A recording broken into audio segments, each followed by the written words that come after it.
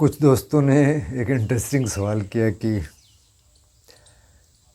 आपका energy level सबसे high कब था, पीक पे कब था। मैंने थोड़ा सोचा इस बारे में, क्योंकि इस तरह से मैंने कभी पहले कभी सोचा नहीं कि मेरा एनर्जी लेवल पीक पे कब था या बहुत हाई कब था। फिर मैंने सोचा एनर्जी लेवल से मतलब क्या है। भाई एक तो बॉडी का एनर्जी लेवल है जो आप 20 से और 30 साल के बीच में होता है, मेरा ख्याल सबसे ज़्यादा। उसके बाद 30 और 40 के बीच में भी ठीक रहता है। 40 के बाद थोड़ा सा डिप होना शुरू होता है, मतलब वो वाला नहीं रह पाता। और हमारे यहाँ एनर्जी लेवल या किस में कितनी ताकत है उस बात से मापी जाती है कि कौन कितना वज़न उठा सकता है।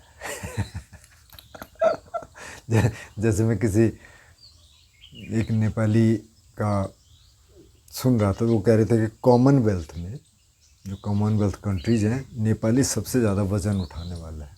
अब वज़न कौन सा, वेट लिफ्टर नहीं, वो तो ट्रेन करते हैं ना, तो वो वेट उठा लेते हैं। लेकिन अगर उनके सिर में या कंधे पे 50 किलो रखा जाए कि चल भाई तूने 2.5 किलोमीटर ऊपर चढ़ना है, तो मुझे नहीं लगता कि वो 2.5 किलोमीटर क्या, वो 50 मीटर भी जा पाएंगे, क्योंकि ये अलग ट्रेनिंग है।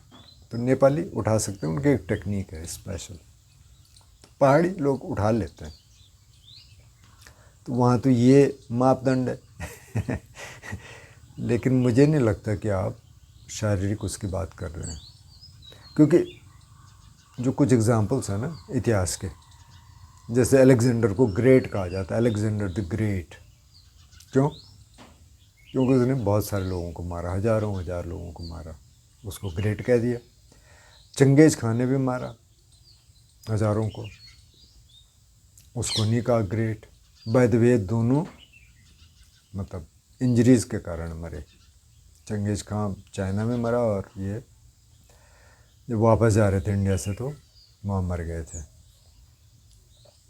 अच्छा, फिर हिटलर को ग्रेट नहीं बोला, क्योंकि हिटलर के पीछे बहुत ज़्यादा गिल्ट है, जर्मन्स का ख़ास तौर पे, औरों का भी।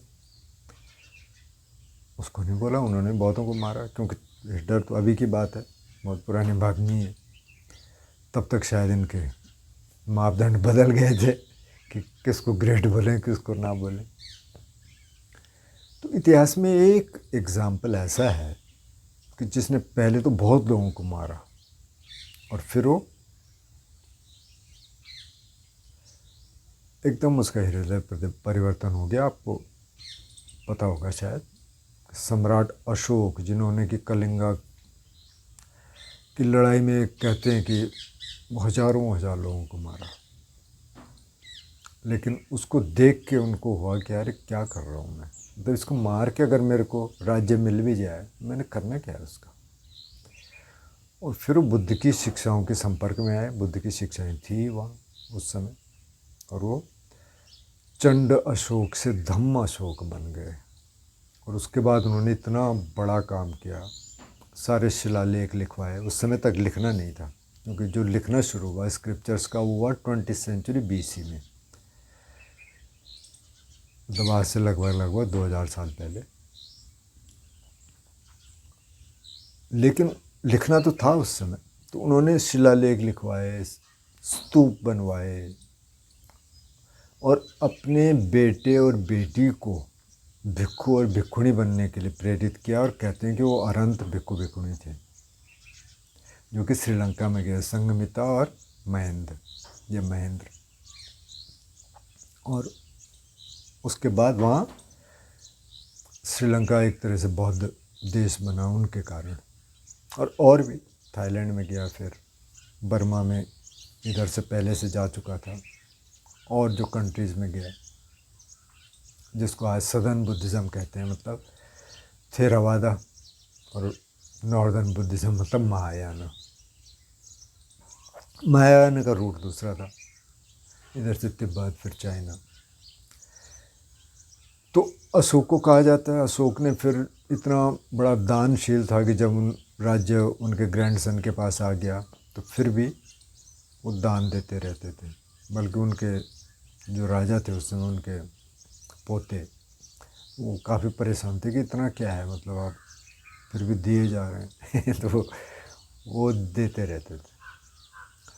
तो मुझे लगता है कि आप शारीरिक एनर्जी की तो बात कर नहीं रहे, क्योंकि वो फिर मेरे से क्यों पूछेंगे आप, या इस चैनल पे क्यों पूछें बहुत सारे होंगे बॉडी बिल्डिंग के चैनल, वहाँ पूछना चाहिए। तो आप स्पिरिचुअल एनर्जी की बात कर रहे होंगे। तो अगर स्पिरिचुअल एनर्जी की बात मैं करूँ तो ऐसे फेजेस थे जबकि मुझे लगा कि बस बहुत शांति है और किसी भी सिचुएशन को मैं फेस कर सकता हूँ, समता में रह सकता हूँ। तो एक तो ये सिचुएशन थी जब मैंने 30 दिन का एक कोर्स किया, 30 दिन का विपश्यना कोर्स। ये इगतपुरी में था, धम्मगिरी में। और मैं कहीं भी चला जाता था, आजकल बुकिंग करनी पड़ती, तब भी करनी पड़ती थी, लेकिन मैंने कभी बुकिंग की नहीं। मैं वैसे चला जाता था, वह जगह है तो आप मेरे को बता दो, नहीं है तो ठीक है। तो खैर मैंने वो कोर्स किया, लेकिन कोर्स करने से पहले जो वहाँ के इंचार्ज थे उस समय, उन्होंने कहा कि यार एक तो उसके बाद क्या करेगा। मैंने कहा उसके बाद मैं जाऊँगा कहीं, तो कि बोध गया जाना और वहाँ के बारे में ना मेरे को बताना कि कैसा है सेंटर, क्या चल रहा है, क्या दिक्कतें हैं। मेरे को चिट्ठी लिखना, उसमें चिट्ठी थी, उस समय फ़ोन तो थे नहीं, ये 90s की बात है। मैंने कहा ठीक है। और उनको उसके बाद लॉन्ग कोर्स करना था, तो उन्होंने कहा हमारी मुलाकात हो नहीं पाएगी, तुम जाना। तो फिर मैं बोध गया। और कहते हैं कि जब आप बहुत गहरी साधना कर लेते हैं तो उसके बाद आप बीमार हो सकते हैं, क्योंकि कुछ नए विकार आते हैं जो शरीर में प्रकट होंगे, बाहर निकलेंगे। तो मैं बहुत बीमार हुआ वहाँ। मतलब बीमार क्या हुआ, मतलब मुझे बुखार आया बहुत इंटेंस, और मेरे पेशाब में बहुत जलन, और बहुत उसका रंग भी बहुत अजीब, ऐसे लग रहा है जैसे कुछ निकल रहा है बाहर। मैंने थोड़ी बहुत होम्योपैथिक मेडिसिन ली, एक और धम्म सेवक थे वहाँ, उनसे मैंने कहा थोड़ा लेके आना। लेकिन 5-7 दिन में मैं ठीक हो गया। उसके बाद फिर मैंने एक कोर्स वहाँ सेवा दी, 1 महीना रहा वहाँ दर, फिर मैं कहीं और गया। तो एक वो था। लेकिन अगर आप ये कह रहे हैं कि हाईएस्ट कहना थोड़ा सा मुश्किल है। मतलब आप कैसे जांचेंगे? एक तो ये कि आप बहुत काम एंड क्वाइट फील कर रहे हैं अंदर, आप बैठे हैं ध्यान कर रहे हैं, जैसे पवेक में था, कोई डिस्टर्बेंस नहीं। हालांकि पवेक यहाँ भी ऐसी है, क्वाइट है, काफ़ी क्वाइट है। हालांकि यहाँ सड़क तो है, उसका आवाज़ सुनाई देती नहीं, बहुत कभी थोड़ा बहुत। लेकिन घर में या ध्यान करते हुए बैठ के आप बिल्कुल काम रह सकते हैं। बहुत ऐसे एग्जाम्पल हैं। जैसे वो पब्लिक डीलिंग में जाते हैं, कहीं जाते हैं, तो वहाँ फिर अंदर के विकार बाहर आ जाते हैं, वहाँ डील करना नहीं आता। तो असली टेस्ट वहाँ होता है। जैसे मैं कह रहा था कि अभी पिछले 1-2 वीडियोस में कि मैं जब पवेक से आ रहा था देहरादून के लिए, ट्रैफिक जैम था, इतना नैरो रोड है, बहुत गड्ढे हैं, लग ही नहीं रहा कि कहीं ऐसे तारकोल इस पर बिछा होगा, धूल है, धुआं है, इधर ट्रैफिक जैम है, पीछे से हॉर्न वाले बजा रहे हैं पता नहीं, मेरे को कभी समझ नहीं आता कि हिंदुस्तानी में ऐसा क्यों है। देख रहे हैं कि ट्रैफिक जैम है। कई बार मैं देखता था कि रेलवे क्रॉसिंग है, बंद है, वो पीछे से आके पहले हॉर्न भाई आप देख रहे हैं ना। तो ये वाली ट्रेनिंग हमारी है नहीं।